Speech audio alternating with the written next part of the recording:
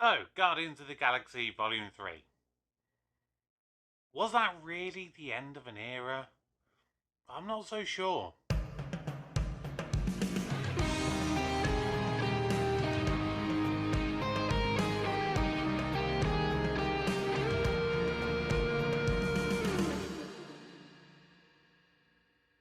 Hello everybody, welcome back to the channel. My name is Kevin, I am a geek, you are watching Kevin the Geek, and it is time for another Marvel review.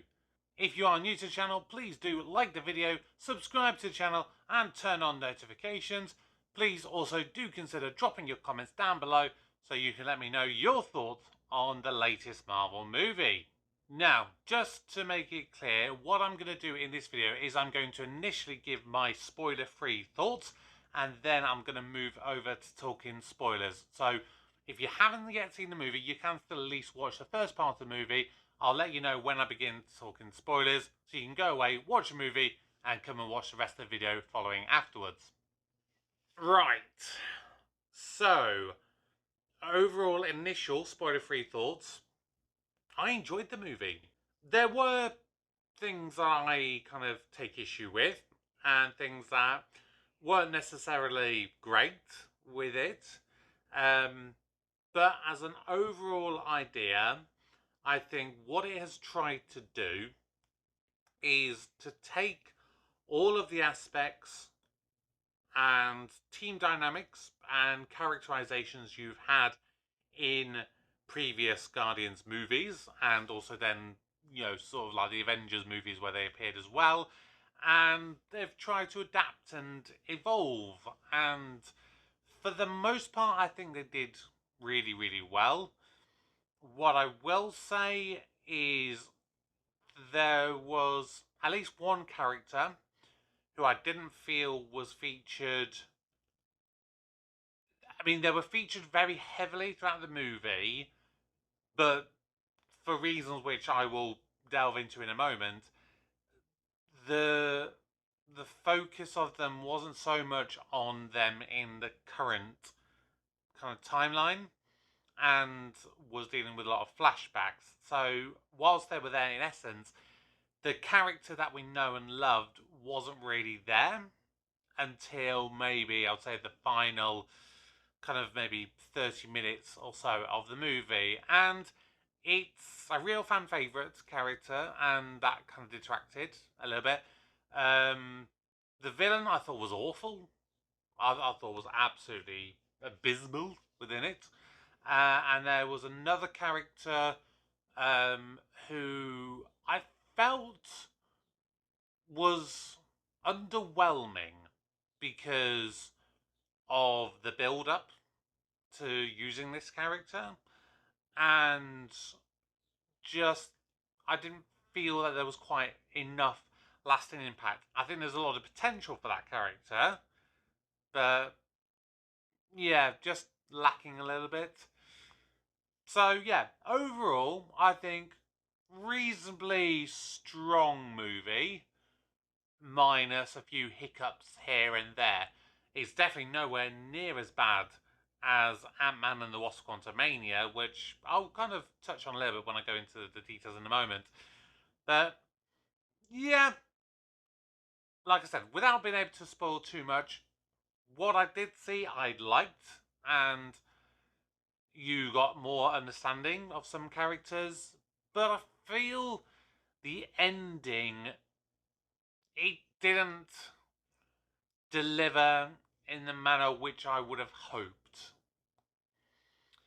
That's all I think I can really say without going into spoilers. So, if you don't want any more spoilers, please go away, watch the movie, come on back, and we can talk about spoilers. Last chance warning. Okay, here we go. Getting into spoilers now. So, Rocket Raccoon. The movie featured him heavily, but he's the one that really, the vast majority of the movie was seeing the flashbacks and seeing basically the origin of Rocket Raccoon. And it was emotional. It was really, really emotional. And it gave a lot of understanding for how Rocket is, but that did ultimately mean that we didn't see a lot of the Rocket that we know and love in the manner in which we would have liked to, really.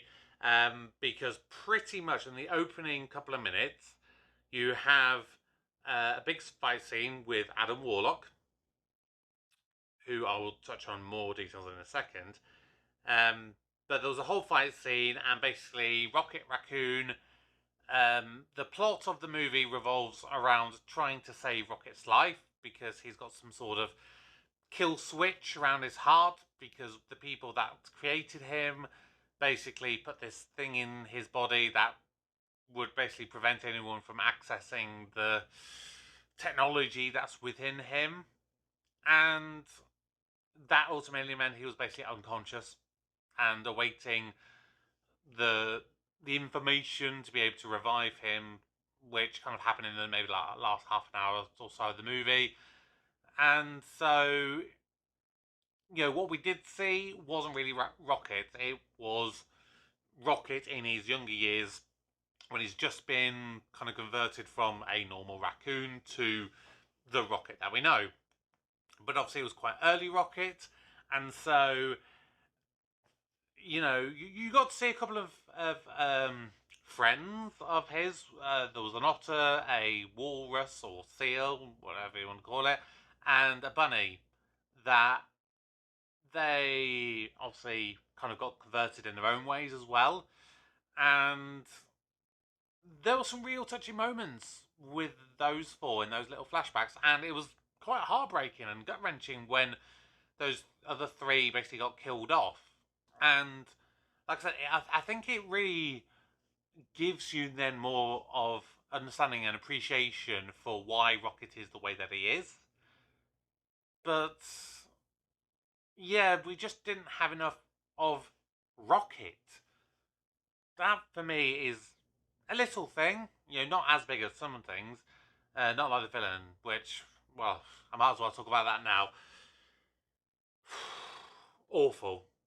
Absolutely bloody awful. I hated him. I mean, I don't even remember the guy's name, which says a lot. But ultimately, my biggest issue, I think, with him, they tried to make him basically like a Dr. Frankenstein, effectively, and when things didn't go the way that he wanted them to, he just had a massive toddler screaming fit. There was no substance to the character, no characterization, just nothing. And that was really disappointing with that. And that's all I'm going to say on him. He was that weak.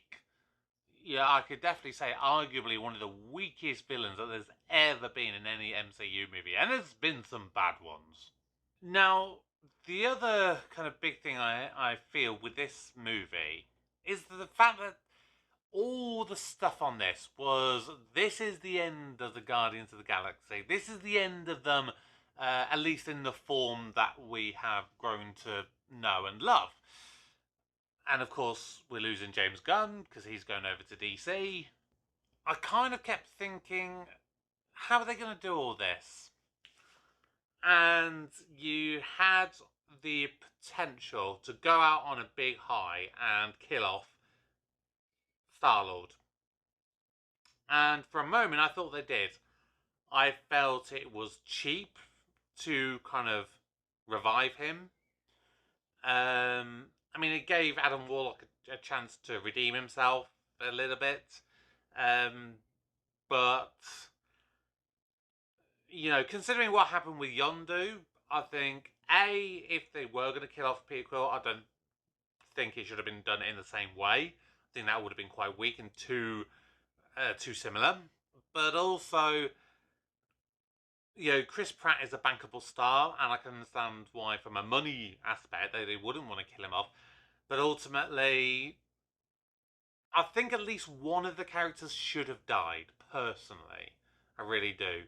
And I felt it was it was weak decision making not to kill one of them off. Ultimately, you could have got away with doing any of them. I didn't really feel that there was, in a sense, a kind of like a true fitting finale to an extent for them, for any of the real characters. I mean, you've got Mantis, who's just, I want to go off and find myself, so that's her out the picture. Drax is learning to be a father again, but that I felt was weakly handled. It was the right sentiment, but weakly handled, I think. Um, Gamora's gonna do what she's doing with the Ravagers in this. She was disappointing as well, I think, in this movie. She was just too shouty in this. I understand that they were trying to go with a different Gamora than what we've seen, because this is a different Gamora who's had different experiences. But yeah, she was just too shouty for me in all of this. And then Nebula's kind of staying with Drax, seemingly. And then Peter Quill goes back to Earth. He meets his granddad. But again, I felt that was just, there wasn't enough emphasis on it, and I think that was quite weak. And then, again, apologies if you haven't seen the post-credit sequence, but I'm going to talk about what happens in that. At least right at the end of it, they say the legendary Star-Lord will return. So, I don't know. There's just a lot of that ending. I felt rushed, but then also it just didn't leave me satisfied there. And now, finally, I just want to briefly talk about Adam Warlock. He was a character I was really looking forward to seeing in this movie. He is, of course, played by Will Poulter, who I've seen him grow and develop as an actor across a few different things, from originally being in a Narnia movie to this current thing, and he has really honed his craft. But ultimately, I think there was just something off for the character. He didn't quite feel that they knew what they wanted to do with him. They wanted to make him really strong and powerful, yet kind of childlike and innocent and a bit goofy. Just it didn't quite land for me. But there is the potential, seemingly now, with this new version of the Guardians of the Galaxy. You've basically got Rocket and Groot are still there. You've got Adam Warlock coming into it. You've got Kraglin. So if they do another Guardians, focusing around some of those characters, there is that potential that they can develop. But as it was, yeah, Adam Warlock, bit of a letdown for me. And so, yes, I'm going to wrap up my review there of Guardians of the Galaxy Volume 3. What are your thoughts? Please do drop a comment down below. Remember to subscribe to the channel. I've got lots of more geeky content coming out. We have got Doctor Who. We've got Ted Lasso. I've got another video coming out next Monday for Marvel Monday, where I am going to talk about what I feel are the top 10 wasted character and actor potentials in the MCU. So make sure you tune in for that. Until next time, my name's Kevin, I'm a geek, and you've been watching Kevin the Geek. Goodbye.